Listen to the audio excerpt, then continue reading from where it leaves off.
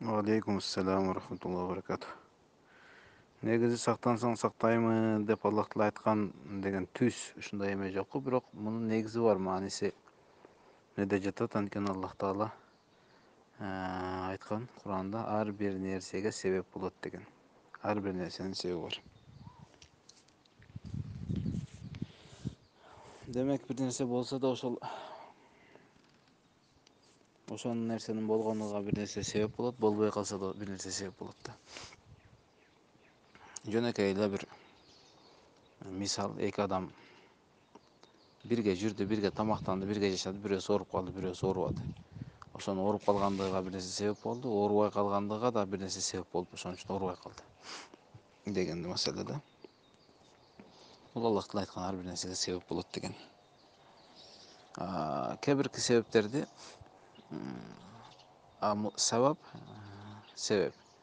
Анан бир нерселер ага себеп болот, мусаббип Аллах Таала. Ошол себептерди кабыл алып, Аллах Тааланын бол деген иши болот. Аллах Тааланын мисал үчүн себеп азыр жаз келди. Биз түшүм алуу үчүн, күзүндө түшүм алуу үчүн азыр бир канча себептерди аткарабыз. Бир канча себептерди аткарабыз дагы, анан күзүндө Аллах Тааладан түшүм үмүт кылабыз да. Муну Аллах Таала Куранда дагы Жума сүрөсүндө айткан. Эгер намазга чакырылганда соодаңарды токтотуп намазга келгиле, намаз бүткөн соң тарагыла рызкыңарды, кесибиңерди кылгыла деген аят бар. Анан ошол себептерди аткарыш керек да. Мисалы, жаңа айткандай, жазда эч нерсе кылбай туруп эле күзүндө Аллах Тааладан мага бер деп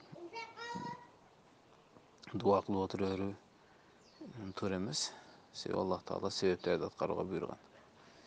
Эгинди жерди айдайбыз, эгинди эгебиз, сууду коюп, анан Аллах Тааладан мол түшүм бер деп дуа кылса, онон аяк Аллахтын каалоосу. Кээде бериши да мүмкүн, кээде бербей коюшу да мүмкүн ошол нерседе.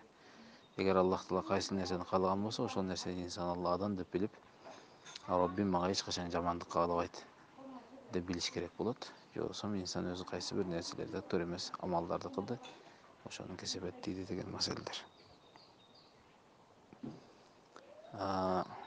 Хадисте болсо пайгамбар алейхиссалам алдыга бирөө келип, төбөңдү не кылдың деп сураганда, төбөмдү Аллага тапшырдым, тобокел кылдым дегенде, төбөңдү биринчи байла, анан Аллага тапшыр деген. Ушул биринчи себептерин аткаргын, анан Аллага тобокел кыл деген маселе да. Ооруп калган адам деле ошондой. Шифа албетте Алланын колунда. Шифанын эң биринчиси эмне? Эң биринчиси Кур'анда шифа бар. Кур'анда шифа бар дегени, Кур'анда кайсы нерселерде шифа бар экендигин дагы айткан аяттар, жол жоболору дагы бар. Кантип дарыланыш керек экендиги, жана ошондой эле Кур'андын өзү дагы түз эле окуп дем салса дагы шифа. Ушул бир канча себептерди аткарып туруп, анан кийин шифаны Алладан сураш керек болот да. Анан азыркы келип аткан оорулар боюнча, массовый каттаган оорулар, жугуштуу оорулар келип аткан. Бул илгертен болуп келген маселе, бүгүнтөн чыгып калган жери жок. Албетте бу да Алланын каалоосу. Кээде барып оорулуунун түкүрөгүн жутуп алса деле ошол адам оорубай калышы мүмкүн. Бирөө этияттанып жүрсө деле ошого жугуп калышы мүмкүн да. Алланын каалоосу менен. Бирок мындай учурларда кандай кылыш керек? Пайгамбар алейхиссалам айткан, хадисте келет. Ла фирора ва ла тайрата дейт. Эгер силердин араңардан, силердин жериңерден, силердин элиңерден бир оору чыкса, анда ошол жерден бирөө качып чыкпасын. Оорудан качып жөнөбөсүн деп айткан да. Анан экинчи бир хадисинде келет. Фирру минал майзун фиррарика минал асад.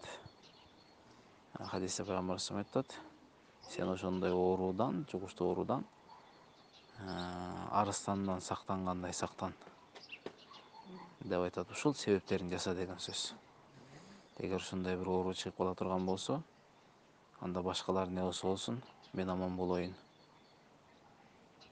деп качып жөнөгөн өтө бир туура эмес амал. Анткени Аллах Таала Кур'анда белгилеген.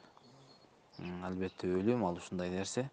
Силер качып баратсаңар, силер качып барган жагыңардан силердин бет алдыңардан тосуп чыгат деп айткан да. Ошондой биз толук себептерди аткарыш керек. Бүгүнкү күндө медицина жетиштүү деңгээлдеби? Ошол жетиштүү деңгээлде. Анан ол коронавирус боюнча коронавирус эми муну бар деп дагы, жок деп дагы айта албайбыз. Атайын таратылып атабы же болбосо жөнөкөй эле бир нерсени, гриппке окшогон эле нерсени көбүртүп жабыртып атабы, же мунун аркасында кандайдыр бир саясаттар жүрүп атабы, бул нерсени көрүп билбегенден кийин айта албайбыз го. Бирок сактаныш керек болгон болсо, ошол кантип сактаныш керек? Азыр айтып аткандай, колду самындап жууш керек, тамакты кургатып койбой, утуру оозду, мурунду чайкап туруш керек, ысык сууду ичип туруш керек көбүрөөк. Иммунитетти слабыйлаштырып жүргөндөй эмес ден соолукту караш керек. Мунун баардыгы шариятта бар. Аллах Таала ден соолук силерге аманат, аманатка аманаттай мамиле жасагыла деген шариаттын буйругу бар. Ошондой оору келсе деле, келбесе деле бизге баары бир ден соолугубузду чың, мыкты сактап жүрүшүбүз керек. Анан себептерди толук аткарыш керек. Себептерди толук аткарып туруп, андан кийин Аллага тапшырабыз. Анткени Аллах Таала ибадатта да ушундай айткан: эч кайсы жаниязиге нафси көтөргөндөн ашча нерсе жумшабайбыз. Аллах Тааладан коркула күчүңөрдүн жетишинче. Башка айтканда, колуңар келген нерсени жасап туруп, андан кийин: Алла, мен колумдан келгенин кылдым, бул жагы сага тобо экен деп Аллага тапшырасың. Андан дагы Аллах Тааланын иши. Аллах Таала кудуреттүү, болуучу нерсени болтурбай кое берет, болбой турган нерсени болтуруп да кое берет. Буга үлгү пайгамбарлардын башынан өткөн окуяларын Аллах Таала Кур'анда баяндап берет. Юнус алейхиссалам киттин ичинде өлбөй калды. Айюб алейхиссаламды курт таласа дагы таза чыкты кийин. Ибрахим алейхиссаламды от күйгүзбөдү. Ушундай.